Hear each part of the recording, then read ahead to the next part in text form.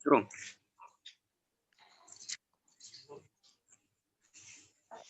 Assalamualaikum warahmatullahi wabarakatuh. Kami dari kelompok 2 yang ingin mempresentasikan dengan judul penawaran uang dan kegiatan ekonomi negara. Dengan anggota 1, Bagus Budi Wibowo, 2, Bayu Dwi Firmansyah, 3, Dian Nur Nilamsari, 4, Tiffany Wayansari, 5, Tio Garis Sumadin.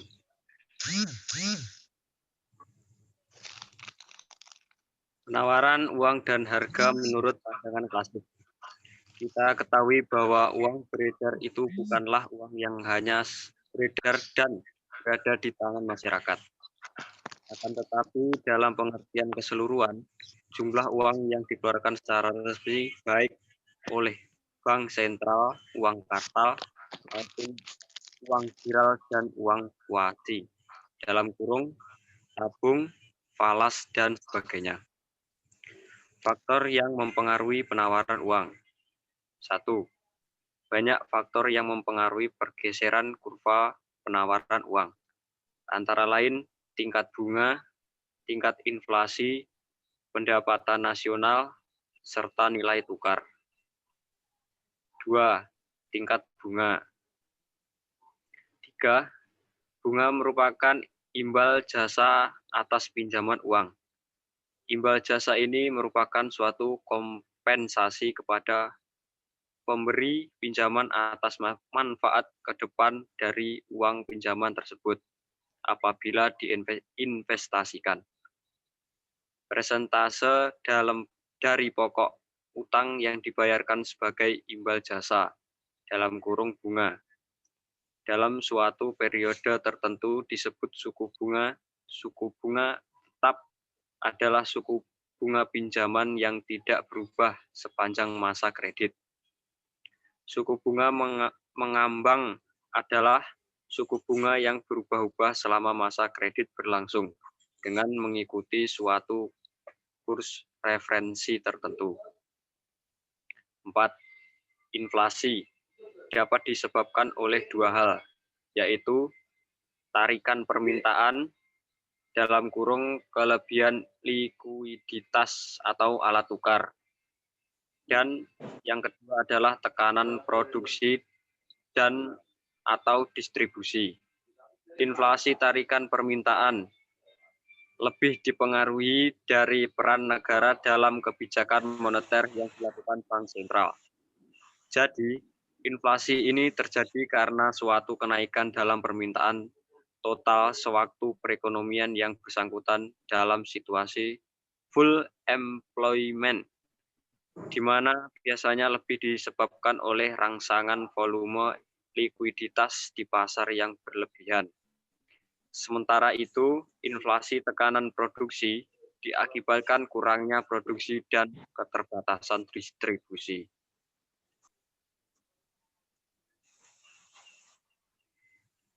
Pendapatan nasional. Permintaan serikat menunjukkan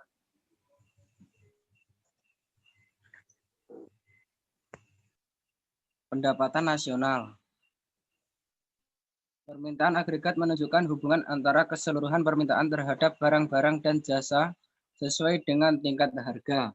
Permintaan agregat adalah suatu daftar dari keseluruhan barang dan jasa yang akan dibeli oleh sektor-sektor ekonomi pada berbagai tingkat harga. Sedangkan penawaran agregat menunjukkan hubungan antara keseluruhan penawaran barang-barang dan jasa yang ditawarkan oleh perusahaan-perusahaan dengan tingkat harga tertentu. Nilai tukar rupiah.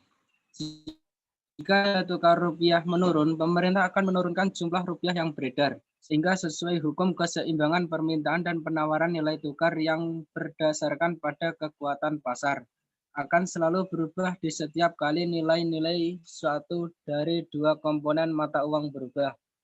Sebuah mata uang akan cenderung menjadi lebih berharga bila permintaan menjadi lebih besar dari pasokan yang tersedia.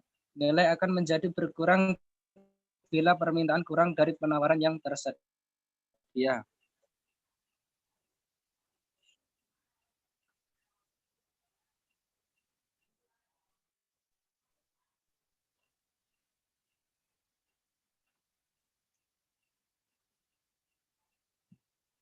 Dan ini adalah contoh kurva penawaran uang. Gambar kurva permintaan uang menurut motif transaksi.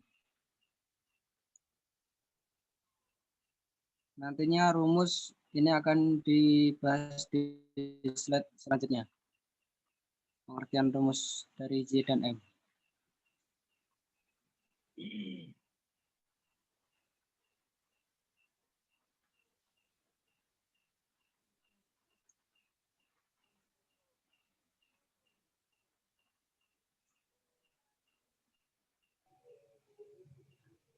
Teori penawaran uang tanpa bank dan teori penawaran uang modern.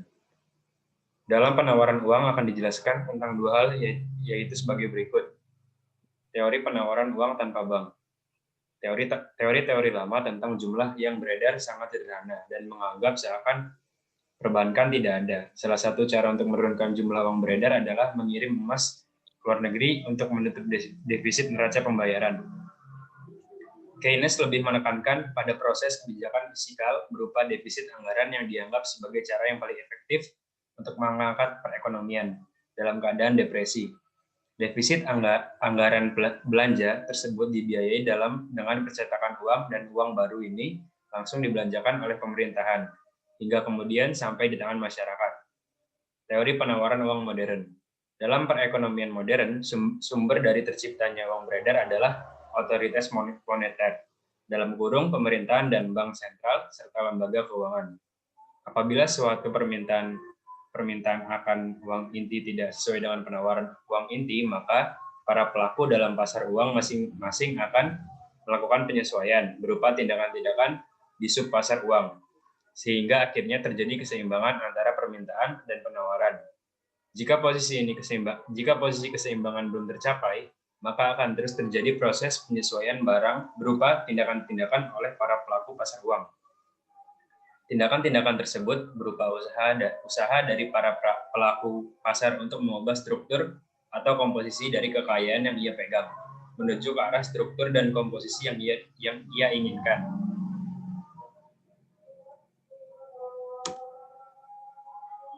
Persamaan pertukaran. Teori kuantitas uang biasanya diterangkan dengan menggunakan persamaan pertukaran. Persamaan tersebut dinyatakan sebagai berikut. MV sama dengan PT, di mana M sama dengan penawaran uang, P laju peredaran uang, P tingkat harga, dan T jumlah barang atau jasa yang diperjualbelikan.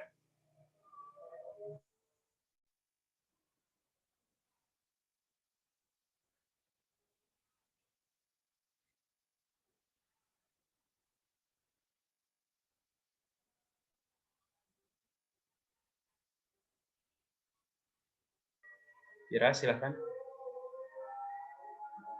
Ira, silakan. Betul. Teori kuantitas uang. Pandangan dari kuantitas uang adalah perubahan dalam penawaran. Dalam penawaran uang akan menimbulkan perubahan yang sama tingkatnya ke atas harga-harga. Dan perubahan kedua variabel tersebut adalah ke arah yang sama. Sebagai implikasi dari kedua asumsi, maka menurut persamaan MP sama dengan PT, apabila M berubah, maka ia hanya akan mengubah nilai P pada tingkat yang sama dengan perubahan M. Teori sisa tunai. Teori ini juga berpendapat bahwa perubahan dalam penawaran uang akan menimbulkan perubahan harga-harga yang sama tingkatnya. Teori sisa tunai diterangkan dengan menggunakan persamaan berikut. M sama dengan K PT, di mana M, P, dan T mempunyai arti yang sama dengan M, P, dan T. Dalam persamaan MV sama dengan PT, dalam teori sisa tunai, M sama dengan KPT atau M atau K sama dengan PT, sedangkan persamaan teori kuantitas uang adalah MV sama dengan PT. Dengan demikian, M garis miring K sama dengan MV atau K sama dengan 1 garis miring V. Kebijakan moneter dan kegiatan ekonomi. Kebijakan moneter adalah kebijakan yang dilakukan oleh pemerintah melalui bank sentral guna mengatur penawaran uang dan tingkat bunga dalam tingkat yang wajar dan aman. Kebijakan moneter dapat dibedakan kepada dua golongan, kebijakan moneter kuantitatif dan kebijakan moneter kualitatif. Yang pertama, kebijakan moneter kualitatif, yaitu langkah-langkah bank sentral yang bertujuan mengawasi bentuk-bentuk pinjaman dan investasi yang dilakukan oleh bank-bank perdagangan. Dengan perkataan lain, tujuan utama kebijakan ini bukanlah untuk mengawasi perkembangan penawaran uang, tetapi untuk mempengaruhi jenis-jenis pinjaman yang diberikan institusi keuangan. Yang kedua, kebijakan moneter kuantitatif, yaitu langkah-langkah bank sentral yang tujuannya untuk mempengaruhi jumlah penawaran uang dan suku bunga dalam perekonomian.